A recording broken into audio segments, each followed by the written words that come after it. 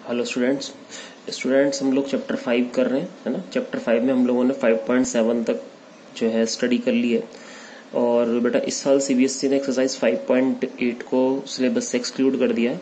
Corona virus के pandemic की वजह से सिलेबस जो 30% सीबीएसई ने कट शॉर्ट किया है उसमें एक्सरसाइज 5.8 को इस साल एक्सक्लूड कर दिया गया है। तो आपको चैप्टर 5 में से एक्सरसाइज 5.8 इस साल नहीं करनी है, ठीक है। तो हम जो शुरू करेंगे अब वो चैप्टर 5 की मिसलेनियस स्टार्ट करेंगे आज। तो ठीक है, स्टार्ट करते हैं miscellaneous exercise on chapter 5।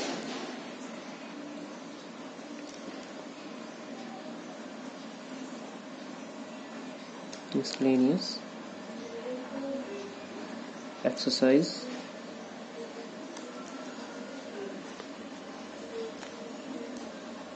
On chapter 5, ठीक है।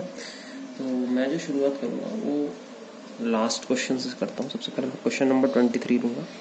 क्वेश्चन नंबर 23 क्या है कि अगर y इक्वल टू हमारे पास है e to the power a cos inverse x, ठीक है। और x का जो डोमेन है वो -1 से 1 के बीच में एक्सिस्ट कर रहा है। हमें शो करना है, show that 1 minus x square d2 by d x square यानी कि y2 minus x d by d x यानी कि y1 d square y equal to 0। ये हमें प्रूफ करके देखना, ठीक है। तो चलिए शुरू करते हैं। तो एट फर्स्ट आपको क्या करना है, डिफरेंशियल करना है। तो सॉल्यूशन ले लेंगे। सबसे पहले y equal to e to the power a cos inverse x लीजिए, इसको इक्वेशन फर्स्ट मान लीजिए। अब डिफरेंशियल कीजिए, y का डिफरेंशियल y1 हो गया, e की पावर का डिफरेंशियल एज इट इज आ जाएगा। पहले तो e to the power a cos inverse x, फिर a cos इनवर्स x का करेंगे डिफरेंशियल तो आएगा a, और cos इनवर्स x का डिफरेंशियल आएगा -1 upon under root 1 minus x square, ठीक है। मैंने आपको बताया था जब भी हम इस तरह की इक्वेशन प्रूव करनी होती है तो जो डिनोमिनेटर का जो है वैल्यू होती है उसकी इंटू हम लेफ्ट साइड में कर देते हैं। तो ये under root 1 minus x square इधर चला गया y1 के साथ। तो ये हमारे पास जो वैल्यू आ गई वो कुछ ये आ गई, under root 1 minus x square into y1 is equals to minus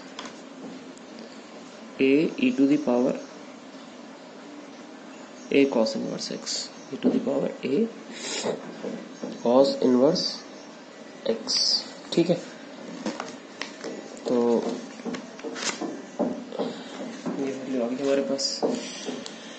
अब हमें आगे चलना है, प्रूफ करना है ना इसको। चलिए अब देखते हैं। तो इसके बाद हमें देखना है कि भाई e to the power a cos inverse x तो हमने कर ही दिया।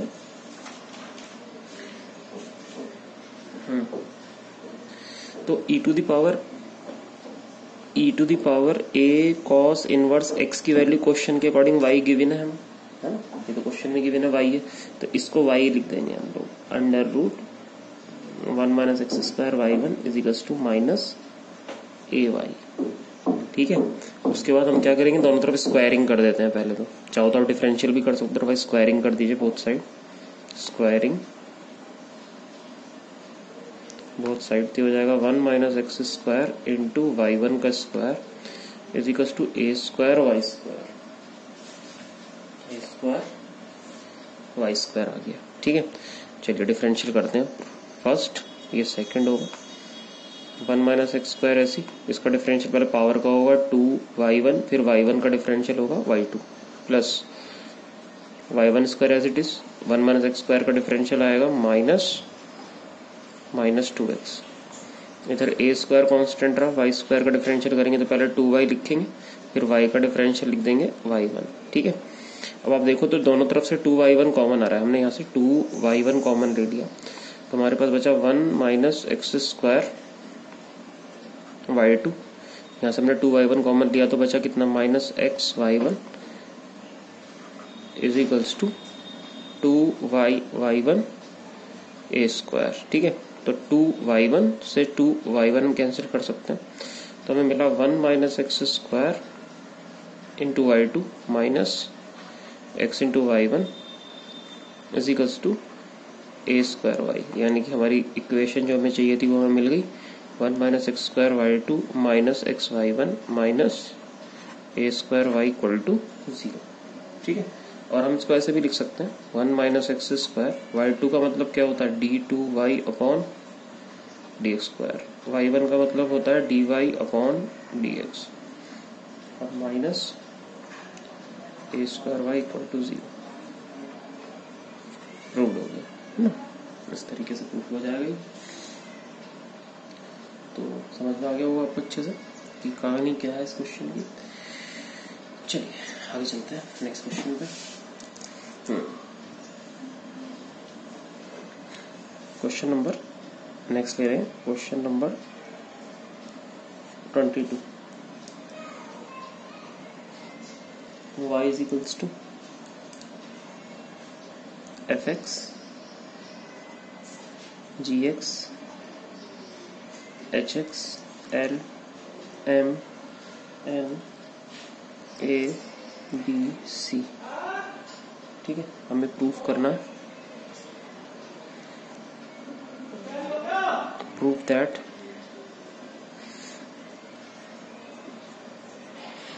dy dx is equals to f dash x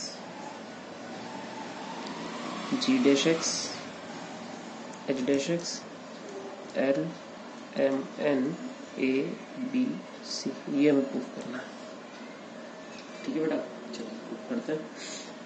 देखो जब भी किसी डिफरेंशियल करते हैं किसी डिटरमिनेंट का, तो जो डिफरेंशियल होता है वो होता है या तो रो वाइज या कॉलम वाइज, यानी कि सबसे पहले क्या होगा, पहली रो का डिफरेंशियल होगा, second third row as it is, फिर प्लस सेकंड रो का डिफरेंशियल होगा, फर्स्ट और third row as it is, फिर प्लस थर्ड रो का डिफरेंशियल होगा, फर्स्ट और second row as it is. इसी तरीके से कॉलम से भी कर सकते हैं, है ना। तो या तो हम रो वाइज या कॉलम वाइज डिफरेंशियल करते हैं। तो आइए शुरू करते हैं। ये हमें गिवन है, इसको हमने डिफरेंशिएट किया यहाँ से, not differential with respect to x, तो वाई का डिफरेंशियल आएगा d y upon d x.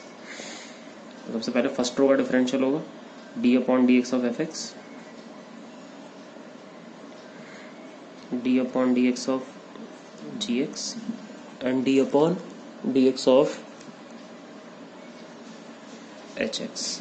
ठीक है, बाकी l m n a b c as it is, फिर इसी तरीके से प्लस। अब first row as it is पूरी की पूरी, डिफरेंशियल होगा थर्ड रो का, यानी कि एल का डिफरेंशियल होगा d upon d x of l, d upon d x of m and d upon d x of n. Now a b c third row as it is, फिर plus third row का differential होगा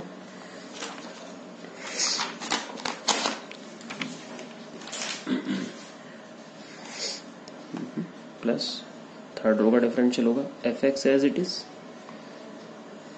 जी x as it is, h x as it is, l m n as it is, d upon d x of a, d upon d x of b and d upon d x of c. ठीक है भाई, अब देखिए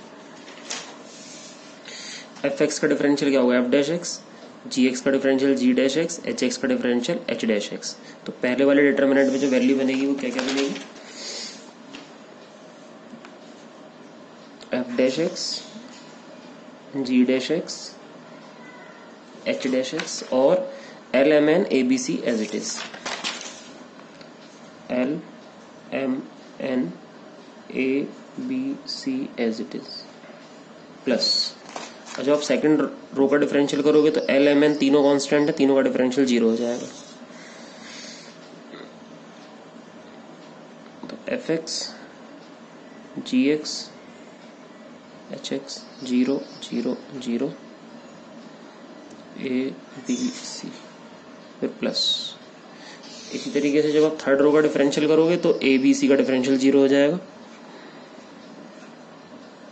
बाकी l m n f x g x h x as it is आ जाएंगे। ठीक है, तो अगर किसी डिटरमिनेंट का पूरा एक कॉलम या पूरी एक रो कंप्लीटली 0 हो जाती है तो उसकी वैल्यू 0 हो जाती है। तो ये वाले डिटरमिनेंट की वैल्यू 0 हो जाएगी प्लस ये वाले डिटरमिनेंट की वैल्यू 0 हो जाएगी। केवल हमारे पास बचेगा ये f dash x, g dash x, h dash x, l m n a b c, बाकी सब जीरो। तो ये तो हमें प्रूफ करना था, है ना, ये तो हमें प्रूफ करना था। F dash x, g dash x, h dash x, l m n a b c, देखिए बाकी सब तो जीरो हो गए।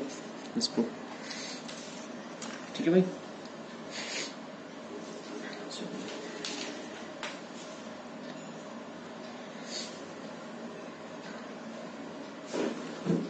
अगले क्वेश्चन पे चलिए, नेक्स्ट क्वेश्चन पे चलिए, नेक्स्ट क्वेश्चन पे चलते हैं बेटा। नेक्स्ट क्वेश्चन है हमारा कि क्या ऐसा कोई फंक्शन एग्जिस्ट करता है, क्वेश्चन नंबर 21 आप देख लीजिएगा, एनसीईआरटी की मिसलेनियस क्वेश्चन 21 है। Does there exist a function which is continuous everywhere but not differentiable at exactly 2 points, justify your answer. ऐसा कोई फंक्शन बता सकते हैं क्या आप जो कि कंटिन्यूस तो हर जगह हो लेकिन 2 पॉइंटों पे डिफरेंशिएबल ना हो, एग्जैक्टली 2 पॉइंटों पे।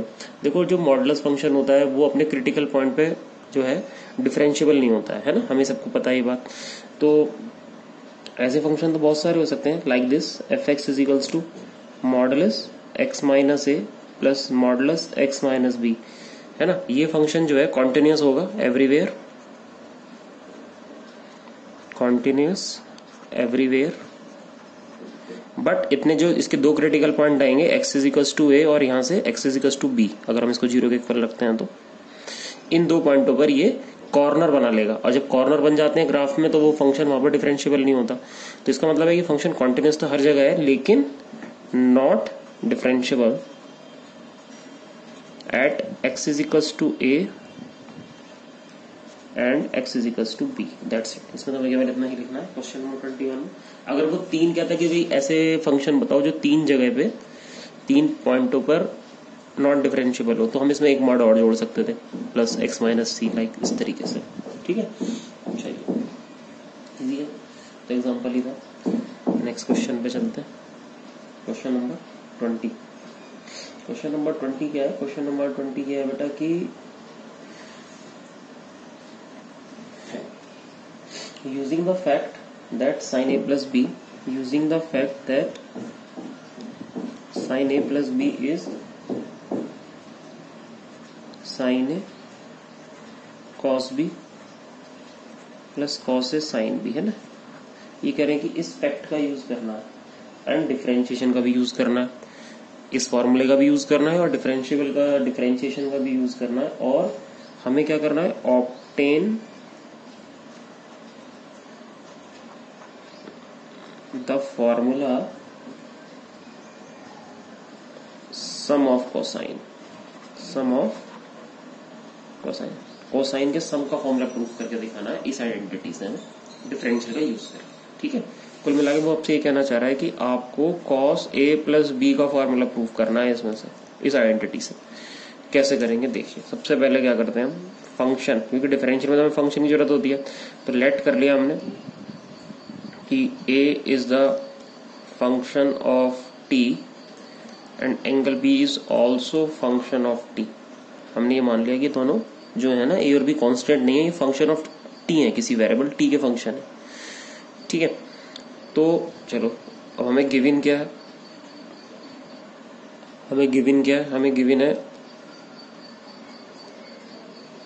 Sign a plus b is equals to sine a cos b plus cos a sine b, हमें गिवन है। तो हमने क्या करा, इसका डिफरेंशियल लगाया, डिफरेंशियल किया विद रेस्पेक्ट टू टी। तो साइन का डिफरेंशियल सभी को पता है, कॉस ए प्लस बी होगा, फिर ए का डिफरेंशियल करेंगे टी के रेस्पेक्ट में, तो लिखेंगे T A upon D T, B का डिफरेंशियल लिख देंगे D B upon D T, क्योंकि ए और B function of T let किए हुए हैं, इसलिए इनका डिफरेंशियल हमें D A by D D by D T लिखना होगा, जीरो नहीं लिख सकते, है ना। यहाँ पर हमने ए और बी को जीरो नहीं माना, फंक्शन माना, क्योंकि ए और बी दोनों ही फंक्शन है, इसलिए यहाँ पर हमें प्रोडक्ट रूल अप्लाई करना होगा। Sine a as it is, cos b का डिफरेंशियल आ जाएगा माइनस साइन बी, और बी का डिफरेंशियल आ जाएगा d B upon D t, फिर plus cos b as it is, sine a का डिफरेंशियल कर देंगे, आ जाएगा कितना, cos a into d A by D T, plus ऐसे यहाँ बेटा प्रोडक्ट रूल लगेगा, ये भी दोनों ए और बी के फंक्शन है, cos A as it is, sine B का डिफरेंशियल, कॉस बी बी का डिफरेंशियल टी के रेस्पेक्ट में D we by D T, ठीक है। फिर प्लस अब sine B as it is रहेगा, कॉस ए का डिफरेंशियल आएगा माइनस साइन ए और ए का डिफरेंशियल आएगा D a upon D T, ठीक है। तो चलिए शुरू करते हैं हम। अब हमें क्लियरली दिखाई दे रहा है कि यहां से हम लोग कॉमन निकाल सकते हैं काफी चीजें। तो अगर आप ध्यान दो तो हमें मिल रहा है D we by D T दो जगह, तो इन दोनों में से D we by D T common ले लेंगे और इसमें से हम D A by D T common ले लेंगे, ठीक है। तो चलिए शुरू करते हैं। LHS तो एज इट इज रहेगी cos A plus B, cos A plus B D A by D T plus D we by D T. अब बेटा सबसे पहले तो D A by D T common ले लिया हमने। जब D A by D T common ले लिया तो क्या बचा, ब्रैकेट में बचा कॉस ए कॉस बी, यहां से बचा minus sine a sine b, आपने कॉमन लिया है d a upon D T plus, ऐसे फिर आपने d we by D T common ले लिया, d we by D T common ले लिया। जब आपने d we by D T common लिया d we by D t वालों में से, तो यहां से क्या बचेगा, कॉस ए कॉस बी और minus sine a sine B, ठीक है बेटा। अब बिल्कुल क्लियरली देखो कि ये जो आइडेंटिटी बन रही है कॉस ये वाली है ना, ये आइडेंटिटी बन रही है, ये हमें कॉमन मिल रही है, टोटली ये पूरा ब्रैकेट कॉमन आ रहा है। अब इस ब्रैकेट को ना कॉमन ले लेंगे, पूरे ब्रैकेट को। जब इस पूरे ब्रैकेट को कॉमन ले लोगे तो हमारे पास जो यहां बचेगा, यहां जो वैल्यू हमारे पास बचेगी, इसको मैं हटा देता हूं इस पेज को, यहां पर जो वैल्यू हमारे पास बचने वाली है वो वैल्यू बचेगी cos A plus B, bracket में आ जाएगा D A by D T plus D we by D T,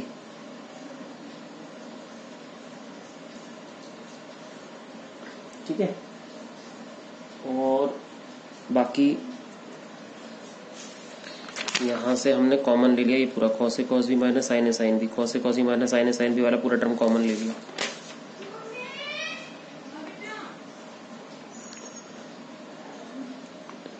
plus